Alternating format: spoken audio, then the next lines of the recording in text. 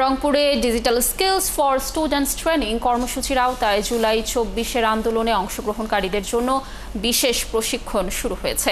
Bangladesh computer কাউন্সিলের আঞ্চলিক কার্যালয়ে আয়োজিত এই প্রশিক্ষণে অংশ নিচ্ছেন রংপুর বিভাগের ৪০ জন।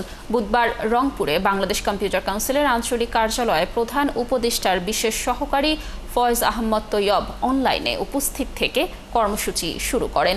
ইডিজি প্রকল্পের আওতায় আয়োজিত ৪২ ঘন্টার এ প্রশিক্ষণে হাতে কলমে শিক্ষা দেয়া হচ্ছে বেসিক আইসিটি, গ্রাফিক্স ডিজাইন এবং ডিজিটাল মার্কেটিং বিষয়ে।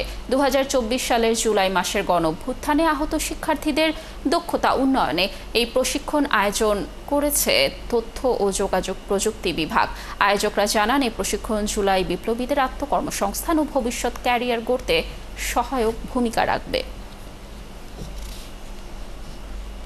আমাদের স্কিলটা ডেভেলপমেন্ট করে বিভিন্ন খাতে বা দেখা যাচ্ছে যে আমাদের আউটসোর্সিংয়ের মাধ্যমে মূলত আমাদেরকে স্বাবলম্বী করে তৈরি করার একটা প্রক্রিয়া এটা। আমাদের এই প্রশিক্ষণ শুধু প্রশিক্ষণেই সীমাবদ্ধ না থাকুক। যদি এই কম্পিউটার বা ল্যাপটপ দিয়ে আমাদেরকে সহযোগিতা করে তাহলে আমরা এই কোর্সটা শিখতে পারবো, পাশাপাশি এটার প্র্যাকটিসও করতে পারবো।